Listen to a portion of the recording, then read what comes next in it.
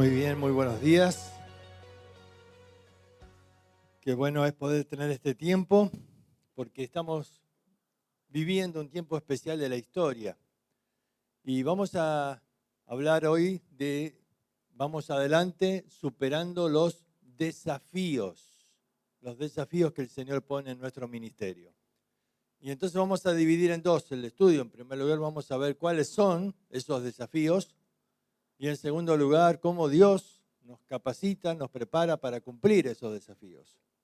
Entonces vamos a abrir nuestra Biblia, es ahí en Hebreos capítulo 13.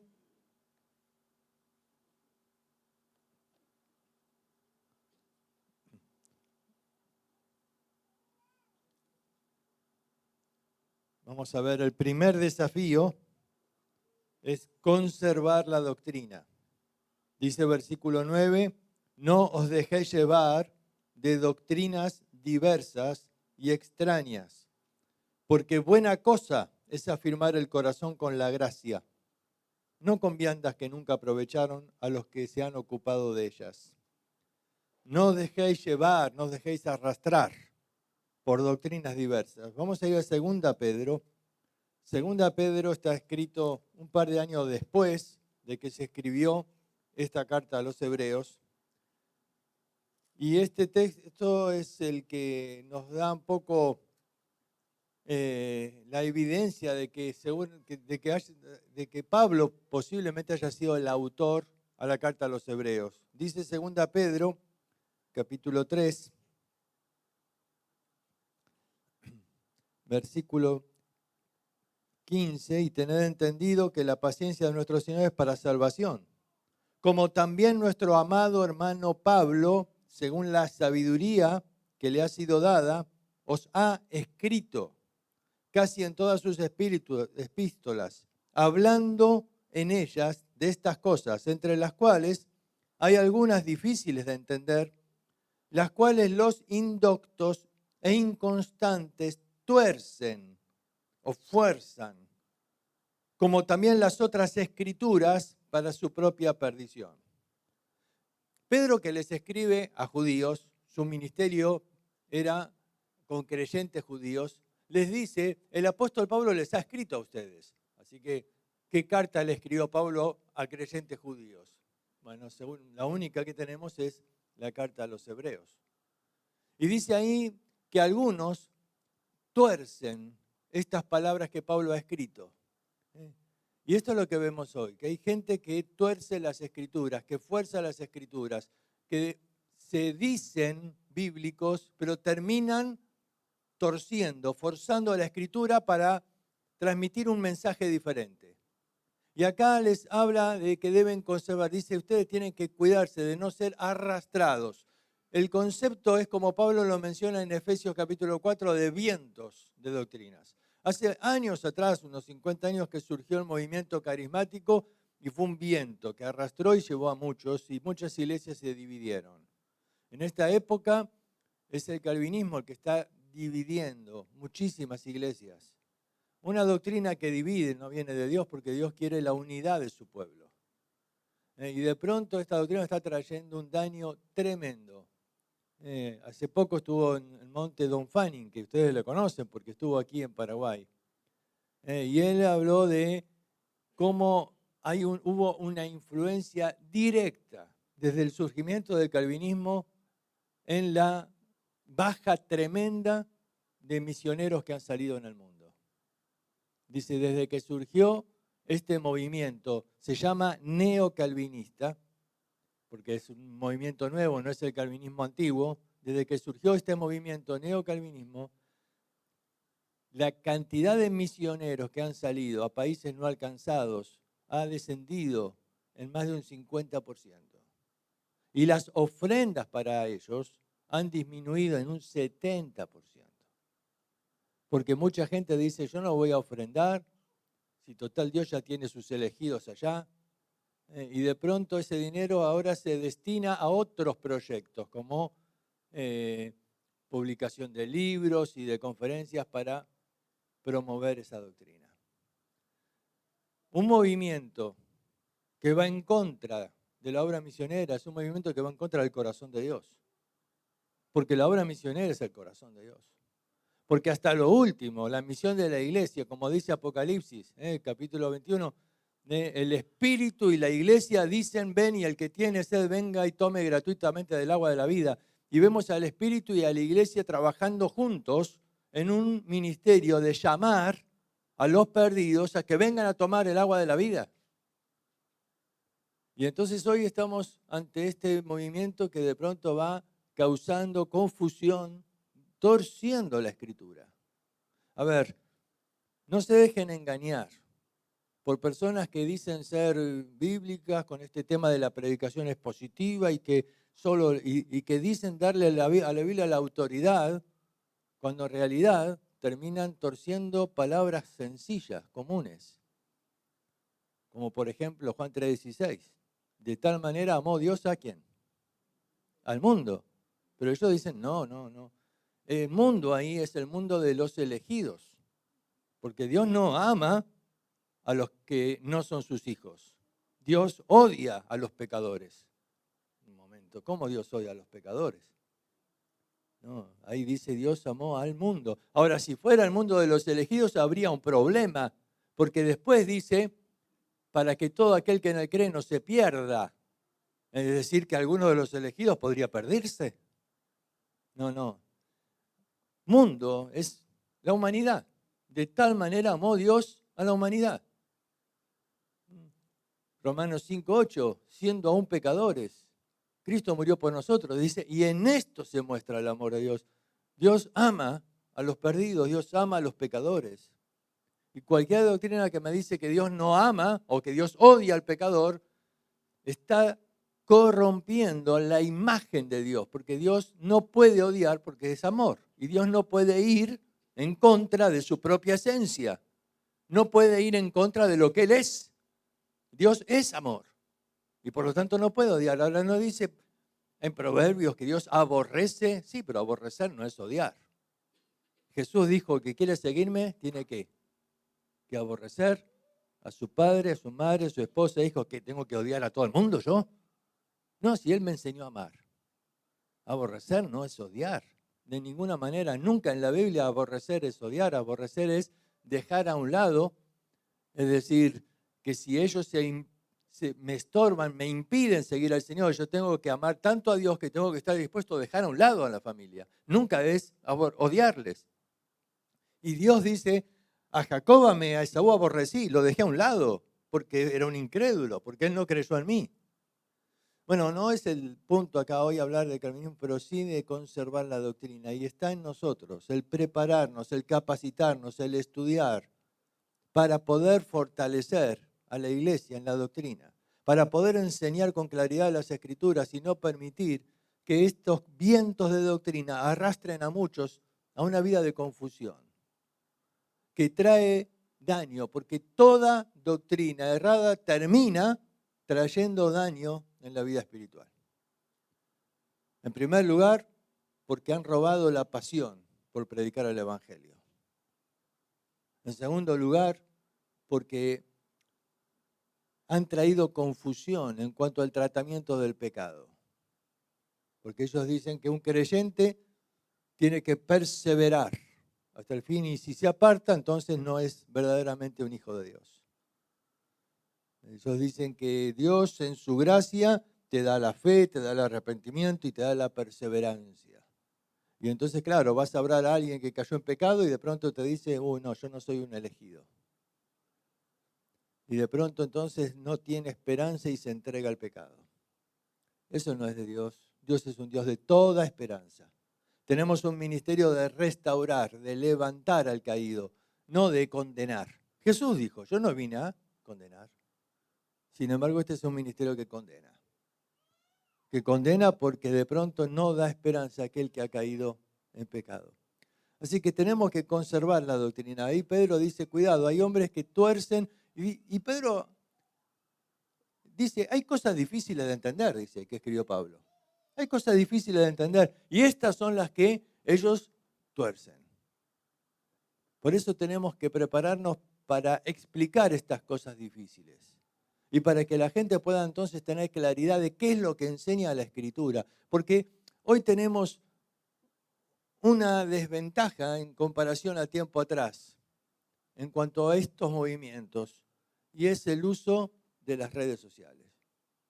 Que de pronto la gente busca escuchar mensajes por YouTube, por cualquier red, se recomiendan, dice, escucha este mensaje, te paso el link, ¿no?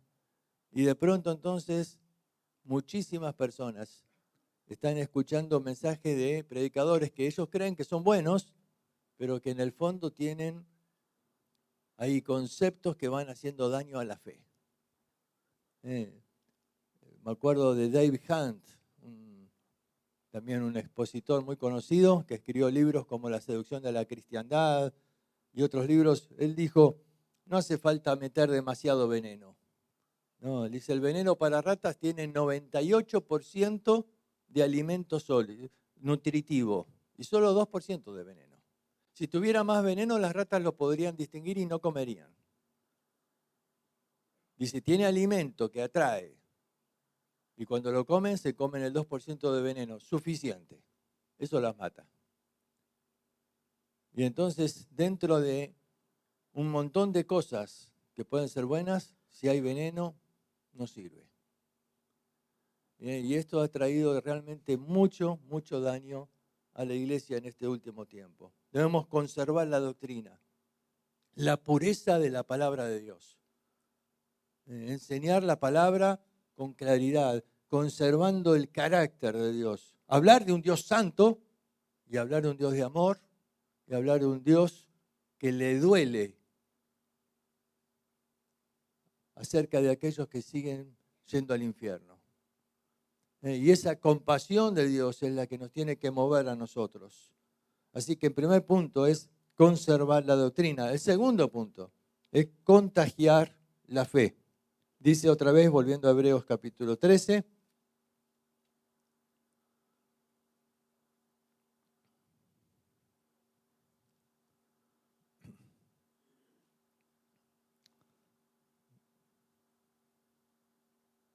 Dice, vamos a leer 2 versículos. Uno está en el 7. Dice, acordaos de vuestros pastores que os hablaron la palabra de Dios. Considerad cuál haya sido el resultado de su conducta e imitad su fe. Versículo 17. Obedeced a vuestros pastores y sujetaos a ellos porque ellos velan por vuestras almas como quienes han de dar cuenta, para que lo hagan con alegría y no quejándose, porque esto no es provechoso. El primer punto es conservar la doctrina. El segundo desafío es contagiar la fe. Contagiar la fe. Dice acá, considerad cuál haya sido el resultado de su conducta y seguid sus palabras. ¿Dice así? Considerad cuál haya sido el resultado de su conducta y obedeced sus mensajes, sus sermones. ¿Dice así? No, imitad su fe. Su fe. Muchas veces el pastor prepara con mucha dedicación un mensaje, pero la gente escucha el mensaje, va a aprender algo del mensaje, ¿y después qué? Y después se olvida del mensaje. Lo que ellos van a imitar es tu fe. Es tu fe. El pastor es un referente de fe. Ellos van a imitar tu fe. Y entonces aclara después, para que lo hagan con alegría y no quejándose, porque eso no es provechoso. La palabra es no produce ganancia alguna.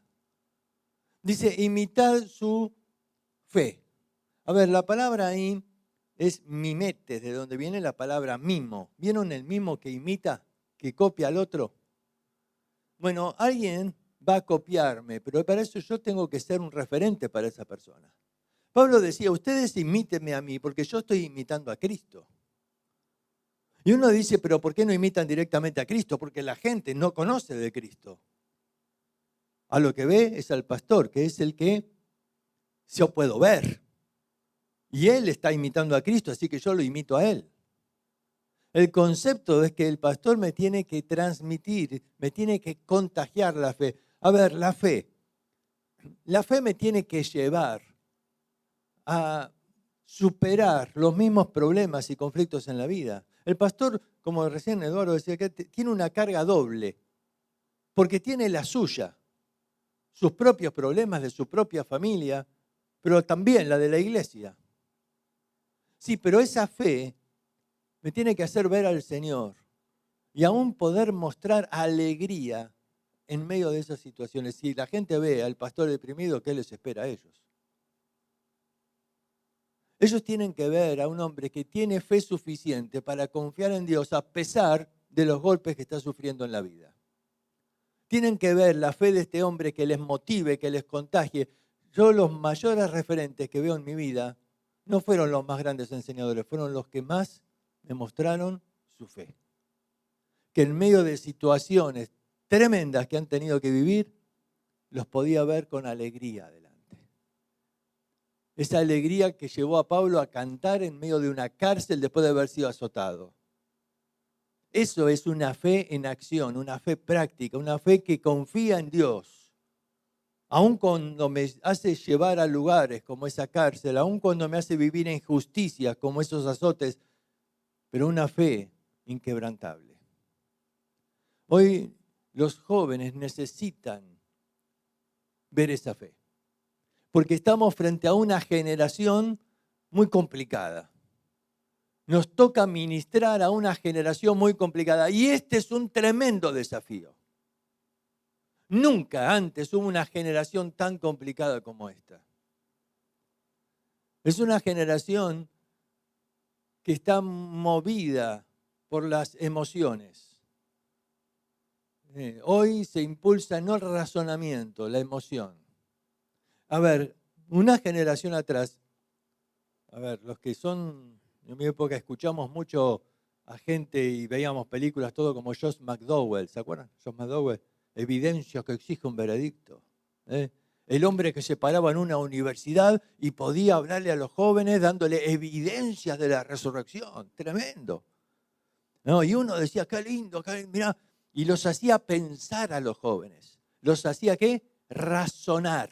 Porque en ese momento el razonamiento era lo más importante. El razonamiento. Entonces uno iba a la universidad y te hacían razonar, pensar. No, y era una época donde el ateísmo empezó a hacerse fuerte porque apelaban al razonamiento, a las evidencias científicas, ¿no? Y entonces había necesidad, como dice Pedro, de presentar defensa, apología de nuestra fe. Hoy en día eso no va, porque a nadie le interesa, porque a los jóvenes no les interesa razonar, hoy les interesa sentir. Y un razonamiento se puede cuestionar. Es decir, uno viene y me dice, yo pienso esto y yo digo, no. Y puedo cuestionar ese razonamiento, pero un sentimiento no se puede cuestionar. Porque la persona dice, yo me siento así. ¿Y qué le vas a decir? Es como se siente. Por eso hoy el problema no pasa por razonamiento. Entonces, por ejemplo, te hablan de ideología de género, ¿no? Y encontrás un muchacho, jovencito, adolescente, que dice, pero yo me siento mujer. No importa el razonamiento que vos le expliques, que los genes, que el ADN de él muestra que es hombre. Él dice, pero yo me siento mujer. Y el problema es que hoy los sentimientos son los que gobiernan. Entonces John McDowell hoy dice, yo he tenido que cambiar mi ministerio porque voy a la universidad y les hablo de evidencias, de razonamiento, de cosas, y no viene nadie a la conferencia porque no les interesa. Hoy tengo que hablar de emociones. Hoy tengo que hablarle a una juventud que se mueve por emociones, que buscan sentir. ¿Y saben cuál es el problema más grande de las emociones? Que es muy fácil de romper. Por eso esta generación se la denomina la generación de cristal. ¿Qué significa? Se rompen con facilidad. Esta generación de jóvenes quizás no ha sufrido los problemas que se sufrían años atrás. Sin embargo, el índice de suicidios es muchísimo más alto hoy que nunca antes en la historia. ¿Por qué? Porque son frágiles emocionalmente. Son frágiles emocionalmente y cuando se rompen ya no tienen deseo de seguir adelante. Hoy ministramos a una generación muy complicada, porque es muy complicado trabajar con las emociones. Cuando de pronto lo ves que está deprimido porque los amigos, porque lo dejaron, porque lo sacaron del grupo, porque los likes, porque las cosas, porque las redes. No, es terrible. Y a esa generación nosotros le tenemos que enseñar que la fe supera los problemas, supera los conflictos y que aún podemos mostrar alegría, esa alegría que contagia, esa alegría que estimula a servir al Señor. Dice ahí, cuando el pastor hace su ministerio quejándose, eso no es provechoso. Dice, no da ganancia alguna. Ese pastor no va a tener ganancia espiritual porque la queja no edifica. La queja realmente deprime, angustia, lleva a un negativismo. Es la alegría la que muestra la fe. Alguien dice, ¿cómo podés estar alegre cuando estás pasando por en medio de una enfermedad? Porque yo tengo fe en el Señor, que aún en medio de la enfermedad me sostiene, me usa como instrumento y puedo hablar a otros de Cristo en ese momento. Y es esa alegría que el Señor produce cuando uno está sirviéndole. Tenemos que contagiar nuestra fe. ¿Ustedes saben cuál va a ser el mayor problema de la iglesia antes de la venida de Cristo? Falta de fe. El Señor dijo, cuando el Hijo del Hombre venga, ¿hallará fe en la tierra? Falta de fe. Una iglesia que habrá perdido su fe. En este tiempo nosotros tenemos que contagiar la fe. En tercer lugar, cumplir la misión. Así que el primer desafío, conservar la doctrina. Segundo desafío, contagiar la fe. Tercer desafío, cumplir la misión. Capítulo 10. Versículo 24, 25. Considerémonos unos a otros para estimularnos al amor y a las buenas obras, no dejando de congregarnos como algunos tienen por costumbre, sino exhortándonos y tanto más cuanto veis que aquel día se acerca. Dice ahí un texto que no tiene una traducción que nos ayuda mucho a entender. Porque el verbo acá en castellano parece que es congregarnos. Pero en griego ese es un sustantivo, no es un verbo. Diría no dejando la congregación. Pero no es la palabra para congregación, sino que esta palabra habla de la gran congregación o del ejército de Dios. La palabra es episinagoga. Sinagoga es la congregación. Los judíos se congregan en una sinagoga porque ese es el nombre para congregación. Pero episinagoga se utiliza solo 2 veces, aquí y en 2 Tesalonicenses, capítulo 2, versículo 1, fíjate ahí.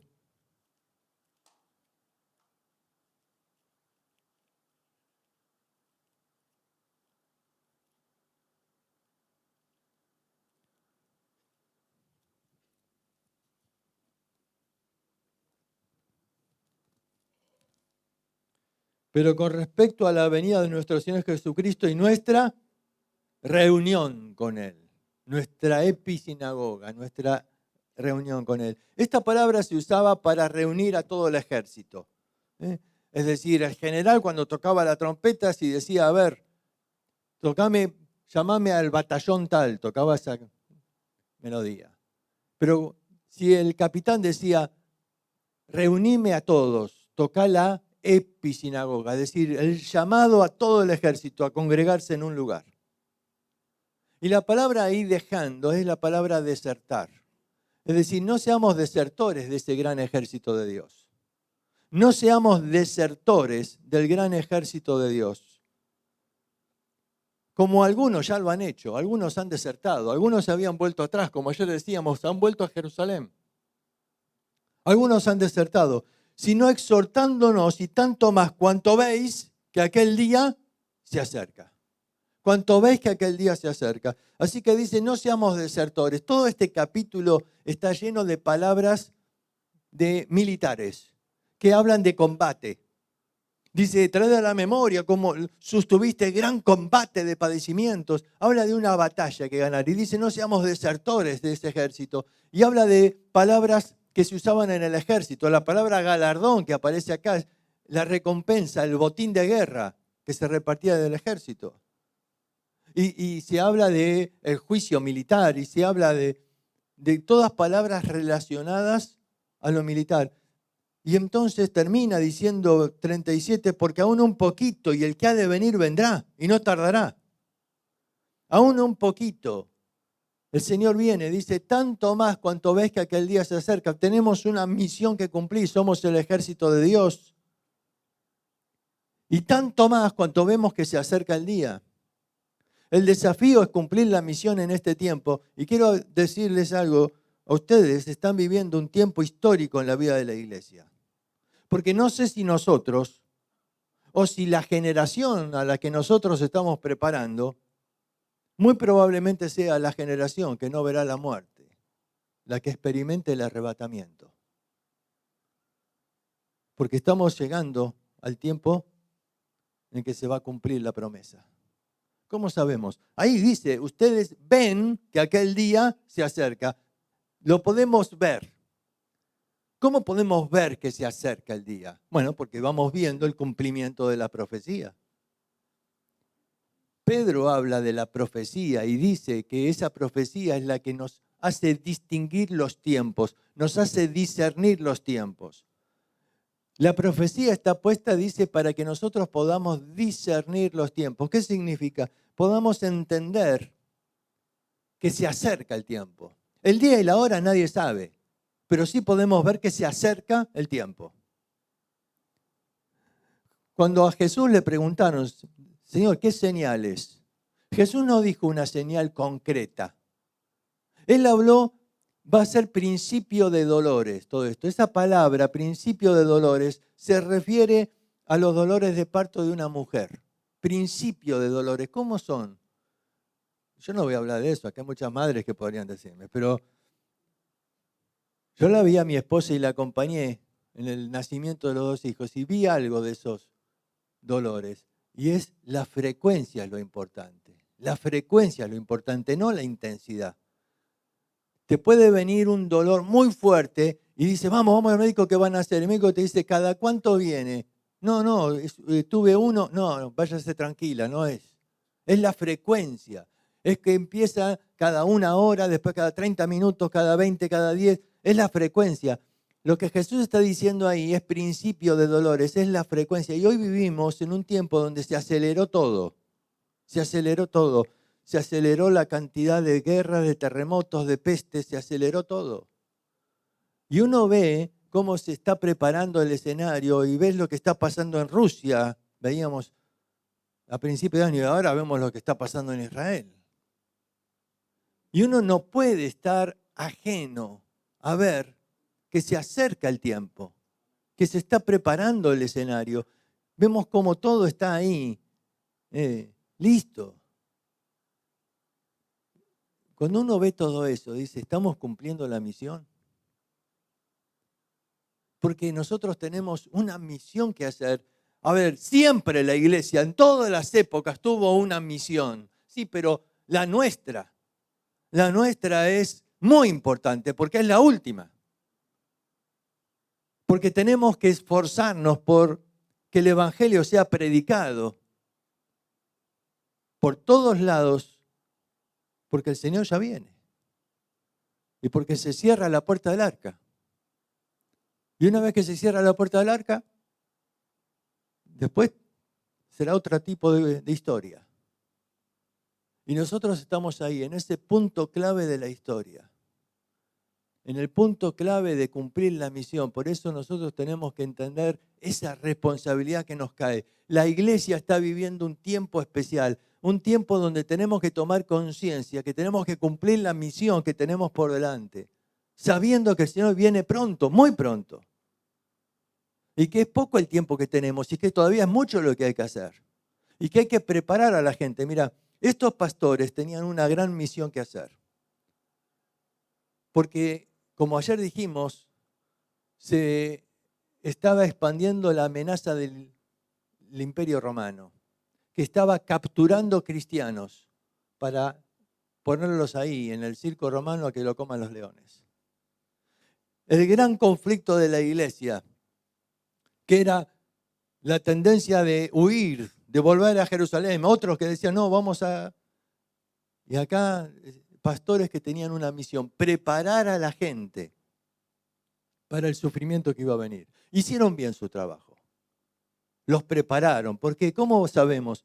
Porque soportaron esos años de sufrimiento hasta que llegó esa pandemia que ayer decíamos y los creyentes mostraron el amor de Cristo. Y entonces la gente tuvo un cambio tremendo. Pero fue trabajo seguramente de estos pastores, que supieron enseñar a la gente a cumplir la misión. ¿Cuál es la misión? Mostrar a Cristo. Pero me están persiguiendo, me quieren, si me atrapan, me tiran a... Mostrar a Cristo. Esa es tu misión. Y cuando está ahí, ese enfermo en la calle que nadie quiere tomar, mostrar a Cristo. ¿Qué haría Cristo? ¿Pasaría de largo? No, eso hacía el buen samaritano. Los otros, el buen samaritano que lo agarra, lo cura. Y aún invierte dinero porque dice, lo lleva, dice, lo que gaste, yo te lo pago. Tomó de su dinero, de su tiempo para atender al afligido. Ese es el prójimo que el Señor nos manda amar. Les enseñaron a los creyentes a imitar a Cristo. Y cuando estuvo ahí la pandemia, ellos pusieron en práctica lo que habían aprendido. Estos pastores tuvieron que entrenar a la gente para cumplir la misión y lo hicieron. Ahora nosotros somos los que tenemos que entrenar a los jóvenes a cumplir la misión. Y no es fácil, como decía antes, vivimos en una generación que está muy pendiente de otras cosas, que ha perdido la fe en la venida de Cristo. Muchos hoy de los jóvenes no creen en el arrebatamiento. ¿Y sabe qué? Esto también es influencia del calvinismo. Porque el 90% de los que son calvinistas hablan de que el arrebatamiento no va a existir. De que el milenio no existe, el reino de Dios no existe. Y entonces, claro, si uno pierde la fe en el arrebatamiento, en que Cristo viene a buscarnos, perdés el foco. Bueno, entonces dediquémonos a otra cosa. Tenemos que cumplir la misión. Ahora uno dice, pero ¿cómo hago? Es muy grande la misión. ¿Cómo hago? No me siento capacitado para hacer la misión. Ahora vamos entonces a la segunda parte, que es cómo el Señor nos capacita para cumplir esos desafíos. Estos tres son los desafíos. Pero vamos a ver qué hace nosotros. Hebreos capítulo 13, versículo 20. Y el Dios de paz, que resucitó de los muertos a nuestro Señor Jesucristo, el gran pastor de las ovejas, por la sangre del pacto eterno, os haga aptos en toda buena obra, para que hagáis su voluntad, haciendo Él en vosotros lo que es agradable delante de Él por Jesucristo, el cual sea la gloria por los siglos de los siglos. Amén. Acá dice que Dios nos haga aptos para hacer su voluntad. Esta palabra, os haga aptos. Esta es una palabra maravillosa para estudiar en griego, katartizo. Esta palabra se usa de varias maneras, pero acá en Hebreos se usa en dos pasajes. Aquí, en este versículo 21, y en Hebreos capítulo 10, versículo 5. Jesús dice, por lo cual entrando en el mundo, dice, sacrificio y ofrenda no quisiste, mas me preparaste cuerpo. Ahí se traduce como preparaste, me preparaste cuerpo. A ver, esta es una cita del Salmo 40. En el Salmo 40, el salmista dice, sacrificio y ofrenda no quisiste, has abierto mis oídos. El autor cambia acá. El autor hebreo hace varias veces esto. Cambia deliberadamente una frase por otra. ¿Por qué razón? Porque lo del Salmo 40 era el deseo del Señor en la eternidad pasada, donde dice los sacrificios obviamente no pueden quitar el pecado. Entonces dice, he aquí vengo Dios para hacer tu voluntad. Y entonces dice, has abierto a mis oídos. La palabra no es abrir para oír. La palabra abierto, otras versiones traducen, has horadado, agujereado, has agujereado. Hace referencia a Levítico, capítulo 16, cuando el esclavo tenía que ser dejado libre en el 7º año. Pero él podía decidir, yo no quiero mi libertad. Yo amo este lugar, aquí está mi familia, ¿dónde voy a ir? Yo quiero seguir siendo su esclavo. Entonces lo llevaban a la puerta de la ciudad y agujereaban su oreja. Y eso era una señal de que era un esclavo de amor, un esclavo voluntario. Alguien que tenía la posibilidad de ser libre y renunció a su libertad para ser un esclavo, por amor. Entonces el Señor dice, has abierto mis oídos. Es decir, yo soy el que va a venir a hacer el sacrificio. Ahora, el autor hebreo dice, entrando en el mundo, eso lo dijo en la eternidad, pero entrando en el mundo, es decir, en el momento de la encarnación, él dice, yo quiero hacer el sacrificio, pero él era en el Antiguo Testamento, Jesús en el Antiguo Testamento era llamado el ángel de Jehová.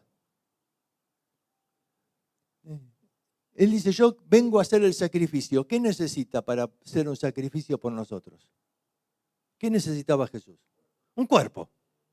No podés clavar un espíritu en la cruz. Él necesitaba un cuerpo.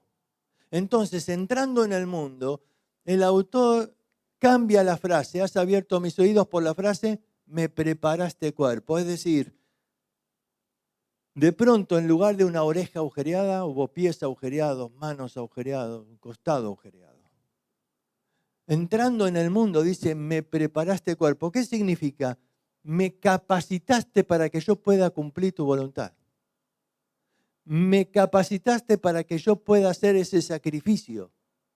Dios le preparó un cuerpo. Ese cuerpo de ese bebito ahí en el pesebre en Belén era el cuerpo que Dios le preparó para que Él pueda hacer un sacrificio por nosotros.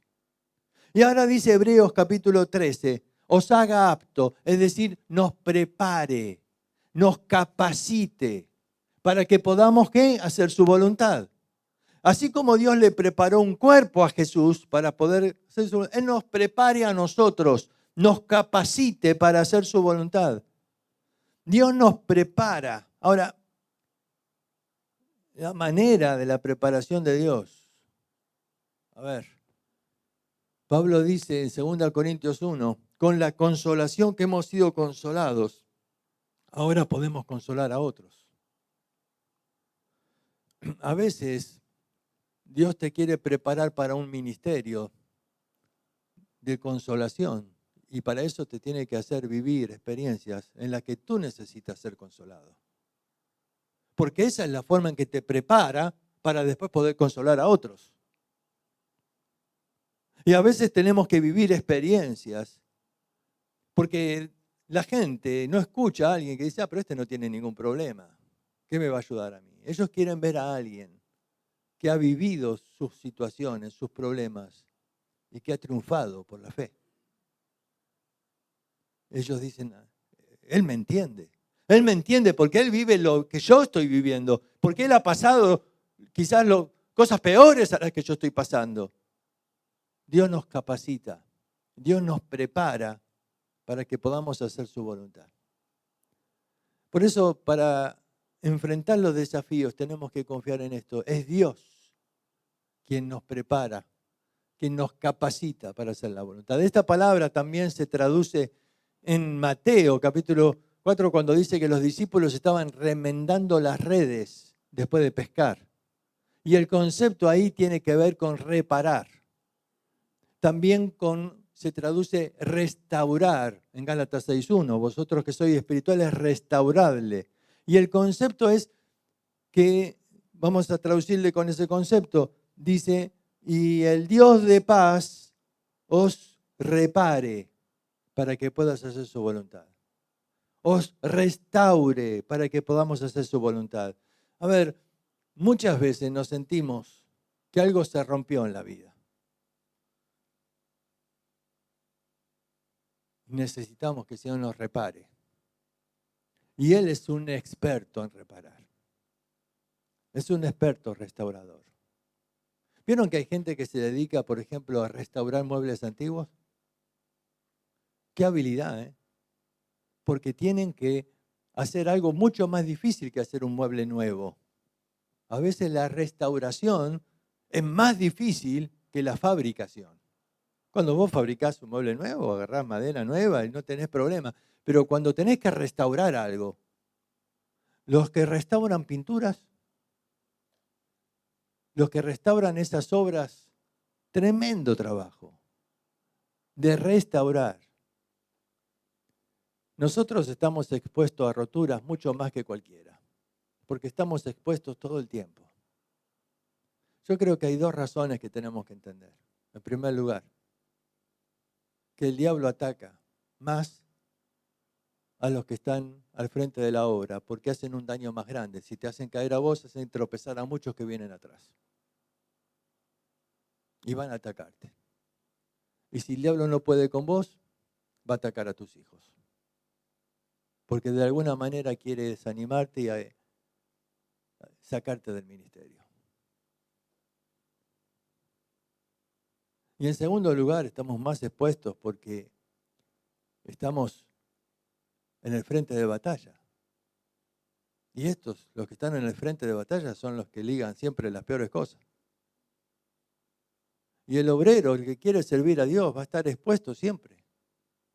Por eso tenemos que tomar conciencia y decir, Señor, necesito que me repares, que me restaures, porque la última batalla, la verdad, salí mal herido. Y uno puede ver en la Biblia que los grandes héroes de Dios no les fue fácil. Lo ves a Elías y ¿qué ves? ¿Dónde lo ves? Yo lo veo en la cueva, cansado, deprimido, diciendo, Señor, estoy cansado ya, ¿por qué no me matas?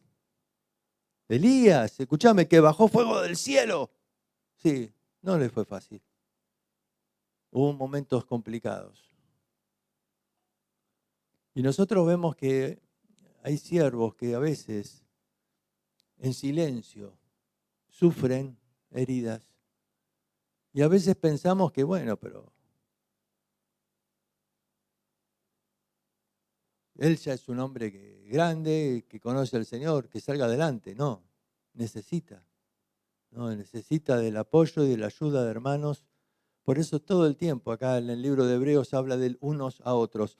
En el capítulo 3, exhortémonos unos a otros. Acá en el capítulo 10, estimulémonos unos a otros.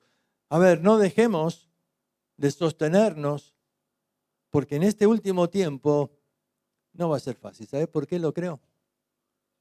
Porque dice Apocalipsis, capítulo 13 creo, dice que el diablo ha venido con toda su furia porque sabe que tiene poco tiempo. Sabe que tiene poco tiempo. Uno dice, ¿pero qué? ¿El diablo sabe el día y la hora? No, nadie sabe, dijo Jesús, ni el diablo. Pero el diablo también ve las señales y ve los tiempos como nosotros. Y el diablo también conoce las profecías. Y dice que sabe que tiene poco tiempo. Así que, ¿sabe qué? Va a descargar toda su furia en este último tiempo. Sabe. Y es un tiempo complicado, donde los jóvenes, ya te digo, no les entran las razones y les querés explicar, pero te dicen, no, pero yo siento. Y de pronto, como siervos de Dios tenemos que entender, estamos en una época muy especial, de desafíos enormes, con una misión tremenda que cumplir. Y uno dice, pero ¿qué podemos hacer nosotros ante una misión tan grande? Mucho. Porque siempre el Señor eligió poco para mostrar su poder y hacer mucho. solo necesita lo mismo de siempre, ¿no? Que esos 5 panes el niño los ponga en las manos del maestro. Y hoy espera que los pocos que estamos acá los pongamos en manos del Señor para ser instrumentos en cumplir este último desafío, quizás en la vida de la iglesia. Es el último desafío, quizás que la iglesia tiene por delante. Estamos en una hora muy especial y yo espero que quizás te olvides de muchas otras cosas del mensaje, pero no te olvides de esto. Estamos en el último desafío de la vida de la iglesia y tenemos que clamar al Señor, que nos haga aptos, que nos capacite. Quizás te sentís, no soy suficiente para ese desafío. Yo tampoco. Nadie lo es. Pero confiando en el Señor, podemos hacerlo. Porque siempre el Señor nos lleva a ese punto de dependencia, de confiar que con Él podemos. Somos más que vencedores, porque la obra no es nuestra, es suya. Él solo busca instrumentos, y eso somos. Por eso tenemos desafíos, pero no estamos solos. Dice acá, Él nos va a hacer aptos.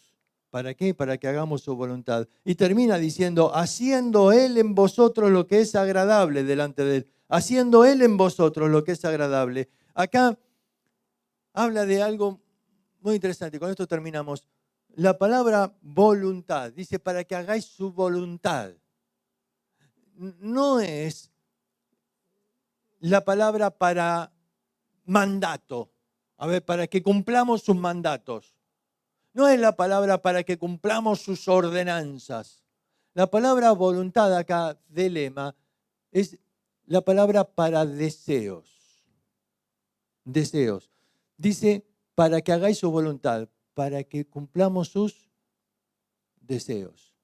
El Señor nos haga apto, ¿para qué? Para que cumplamos sus deseos. El deseo. ¿Cuál es el deseo de Dios? Dice 2 Pedro, capítulo 3.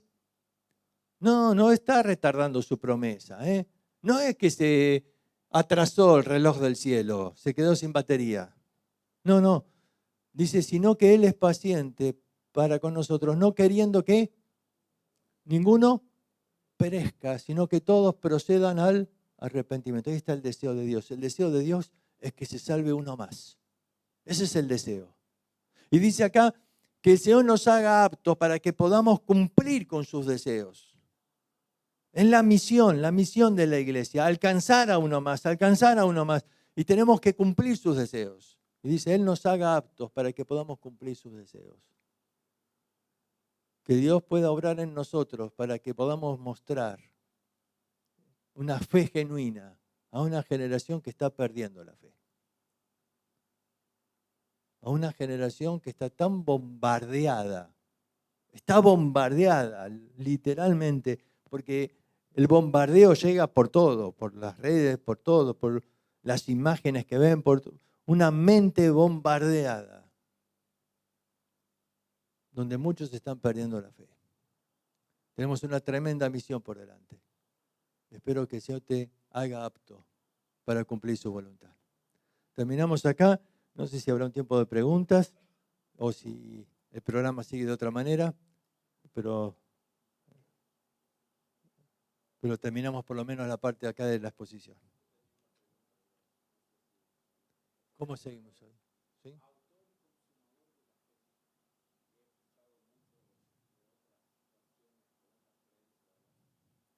Sí, las palabras son complementarias. Autor y consumador. Vamos a explicártelo de esta manera. Suponete que yo soy autor de un libro de acción y después se hace una película y yo soy el personaje de ese libro. Entonces fui el autor y fui el consumador, es decir, el que interpretó lo que escribí. Jesús fue el autor de la fe, es decir, el que diseñó el concepto de que la salvación se va a obtener no por obras, sino por medio de la fe. Y Jesús mismo vivió por la fe. Cuando Él se encarna, Algo que nos cuesta quizás comprender es lo siguiente.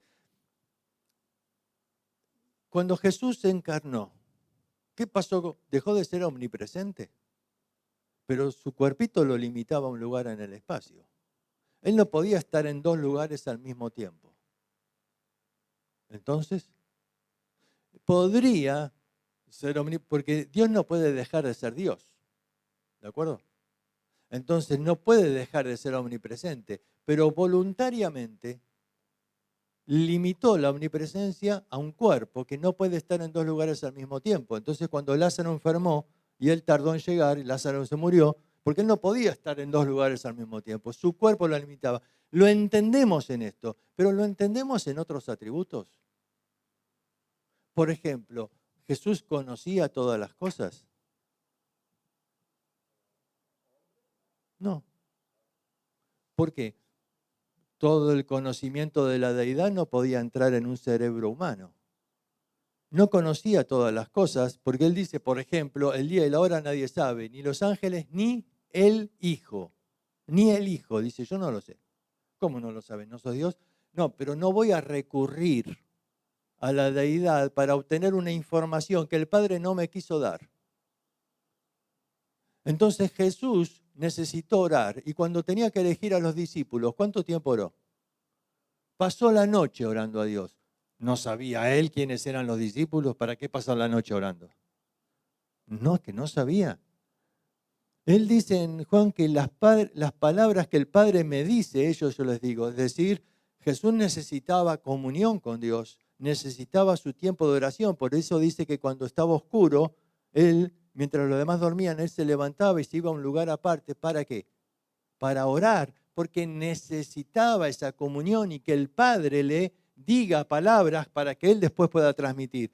Pero él no las sabía, podía saberlas y recurría a la deidad. Pero dice Filipenses, que es el texto clave que lo explica, dice que él no estimó el ser igual a Dios como algo a qué? Aferrarse. ¿Qué significa aferrarse? Aferrarse es agarrarme cuando estoy por caer, ¿no?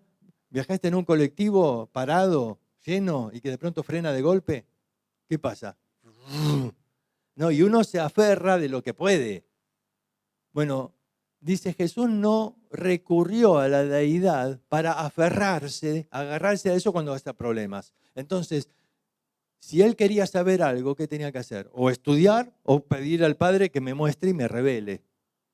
Porque no sabía todas las cosas. ¿Podía saberlo? Claro que sí, pero no recurrió a la deidad. Por eso cuando hizo las piedras pan, no las hizo.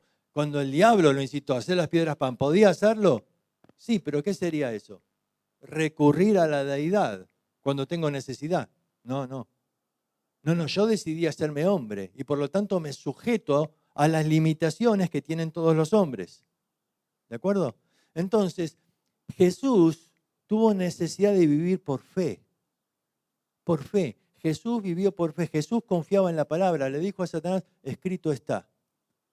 No solo de pan vivirá el hombre, de toda palabra que sale de él. Yo confío en la palabra. Y en la palabra dice que Dios me va a sostener. Y yo confío en eso, así que no hago las piedras pan. En ese momento, en la tentación en el desierto, Jesús estaba viviendo por fe. Estaba teniendo fe a la palabra. Entonces dice, Él es el autor de la fe y el consumador de la fe. Y vemos la fe de Jesús hasta la cruz. Y dice Hebreos 12 ahí, donde dice esa expresión, por el gozo puesto delante de él, sufrió la cruz. ¿Cuál es el gozo puesto delante de él? Isaías 53:6, verá el fruto de la aflicción de su alma y quedará satisfecho. Pero eso es fe. Él tenía fe en que su sacrificio iba a ser la salvación de muchos. Y entonces, viendo eso, por el gozo puesto delante de él, pudo soportar la cruz. Soportó la maldición, la angustia, el dolor de la cruz, porque por fe miraba el fruto de la salvación de su alma. A ver, la fe en Jesús no es irreal. Él tuvo una fe perfecta. Por eso es el autor y el consumador de la fe.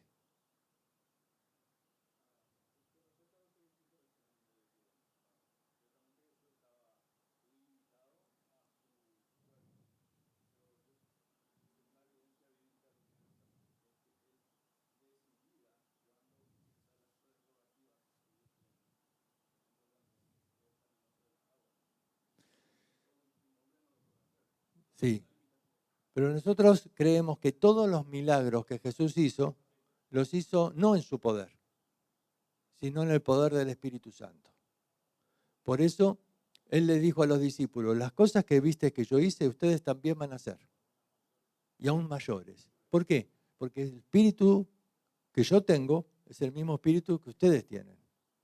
Entonces, ustedes van a hacer las mismas obras. Jesús hizo todos los milagros en el poder del Espíritu. Por eso, cuando los fariseos le decían, no, los milagros los haces en el poder de Belzebú. Jesús, ¿qué dijo? Eso es una blasfemia ¿contra quién? No me están blasfemando a mí, dice, están blasfemando al Espíritu Santo.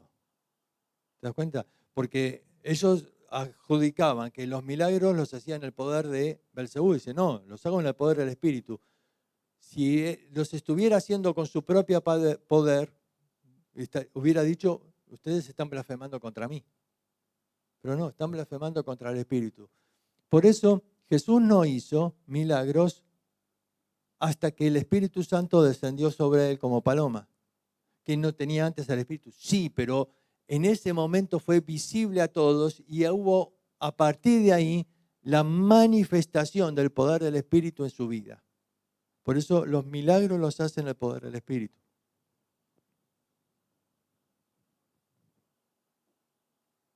¿Otra pregunta?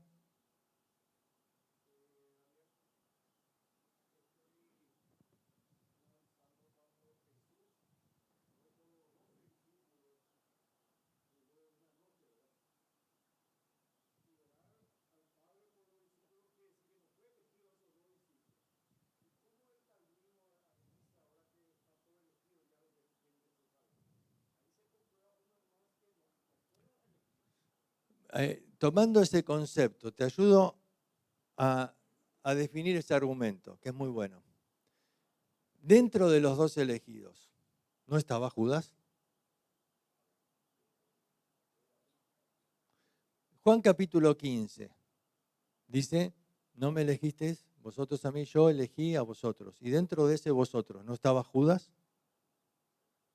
Elección no es igual a salvación, porque Judas no fue salvo. Elección tiene que ver con propósitos de Dios. Pero bueno, es un tema largo ahora para definir más. Solo estoy siguiendo tu argumentación. ¿Alguna otra pregunta?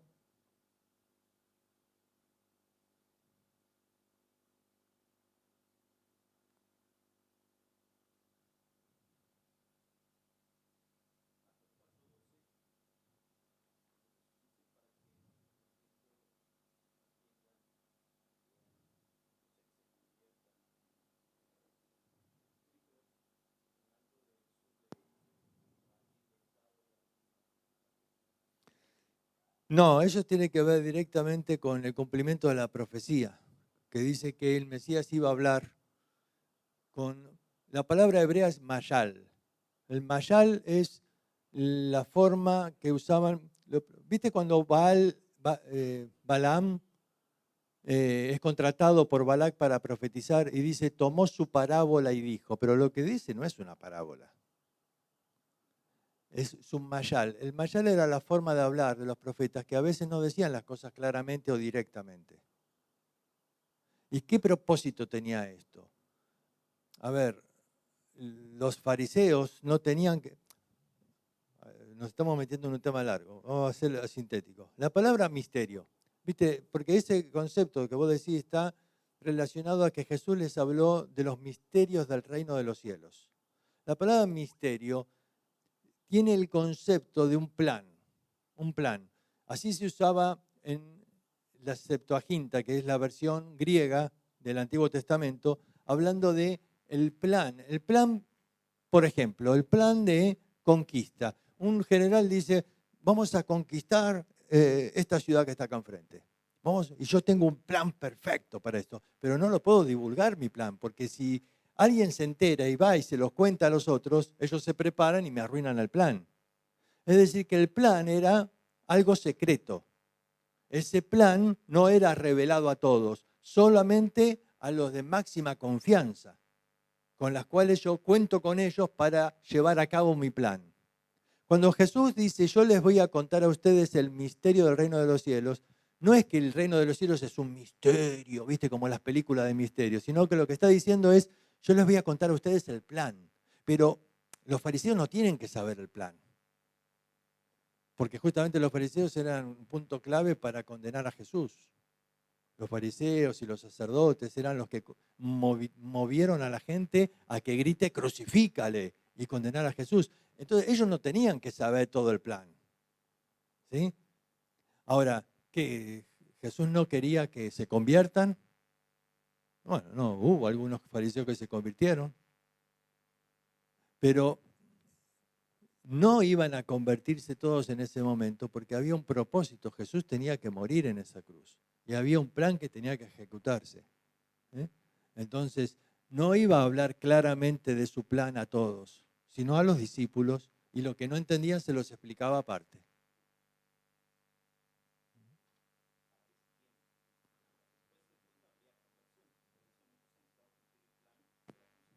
Exactamente.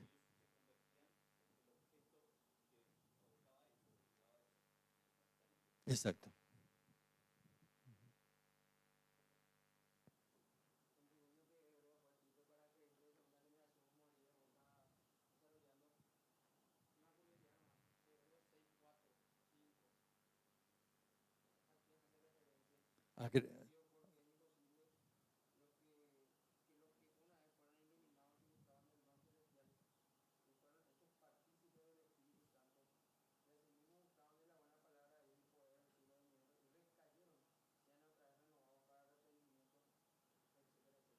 Está hablando de creyentes, claramente, y ahí hay evidencias muy claras de que son creyentes. El calvinismo dice, no, estos no son creyentes. Ellos gustaron, pero el don celestial, pero después lo escupieron, no les gustó. No, la palabra es tragaron, porque la misma palabra se usa para Jesús gustó la muerte por todos en el capítulo 1. ¿Qué quiere decir? ¿Que no murió entonces? No. Gustar es saborear y tragar. Ellos gustaron el don celestial y tragaron. Pero hay una palabra que está fuera de toda duda, que fueron hechos partícipes del Espíritu Santo. A ver, una persona que es profesante, que no es verdaderamente salva, no es partícipe del Espíritu Santo. Eso ya es definitivo. Yo creo que el autor va dando varios conceptos para dejar en claro que son salvos. Son salvos, son partícipes del Espíritu, no cabe ninguna duda, son hijos de Dios, pero han recaído. Este es lo que marca la diferencia. Sí, ellos gustaron el don, son partícipes del Espíritu, pero han recaído. Y la palabra habla de caerte para un lado y te levantás y te caíste para el otro lado. Has recaído un montón de veces. ¿Qué tengo que hacer? Este capítulo es, bueno, el centro del tema del libro que se llama Vamos Adelante, que está tomado acá en el 6.1. ¿Qué tengo que hacer con este creyente que se cayó un montón de veces, que ha caído y ha recaído? Él dice, a ver, posibilidades. Estás en una carrera, porque esa es lo que transmite Hebreos 6, es una carrera, que después vuelve a hablar de la carrera en el capítulo 12, ¿no? Corramos con paciencia la carrera que tenemos por delante. Estás en una carrera y te caíste, y te levantaste y te volviste a caer y te golpeaste todo. Y en un momento, ¿qué decís ahí a los demás corredores? Paren todos, paren, vamos a volver a alargar la carrera porque yo me caí. ¿Te parece? Nadie te va a escuchar, nada, cada uno está en su carrera. A ver, es imposible ¿qué es lo imposible? Es imposible volver atrás para alargar la carrera de nuevo. Eso es lo que dice ahí. Es imposible ser ¿qué? ¿Qué es lo imposible? Ser renovado. Renovado. ¿Qué significa renovado? Ser hecho nuevo. ¿Somos hechos nuevos cuándo? Cuando se toma Cristo. Dice, todo aquel que está en Cristo, nueva criatura es. La palabra renovado aparece acá y en Tito 3.5, que dice, nos salvó, no por obra de justicia que nosotros hubiéramos hecho, sino por la renovación y la regeneración. Son sinónimos. Regeneración es nacer de nuevo, renovación es ser hecho nuevo. ¿Y cuántas veces esto ocurre en nuestra vida? ¿Una sola vez? porque una sola vez nacemos de nuevo. No puedo nacer de nuevo 20 veces. Y una sola vez soy hecho nuevo. Entonces, ¿lo imposible qué es? Lo imposible es volver atrás y empezar de nuevo. ¿Qué querían hacer estos judíos? Volver al judaísmo, volver a Jerusalén. Dice, nosotros no somos los que retroceden. Ellos querían empezar de nuevo. Dice, no se puede. Porque Cristo ya murió. Y si quisieras volver a empezar, Cristo tendría que volver a morir otra vez. Dice, crucificando de nuevo, otra vez, al Hijo de Dios. Dice, no, ya, a ver, aceptá tu realidad. Te caíste, te golpeaste, y bueno, lo siento mucho que te golpeaste, pero levantate y seguí corriendo. No podés volver atrás, no podés volver a empezar. Eso es lo imposible. ¿Una otra pregunta?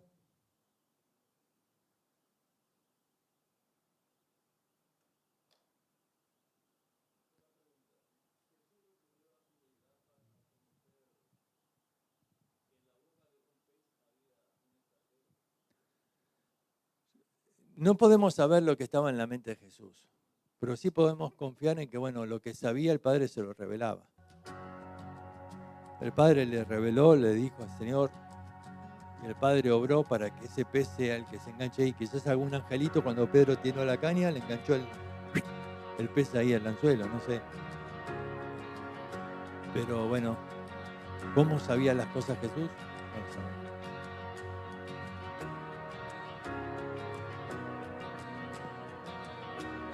Si no hay más preguntas.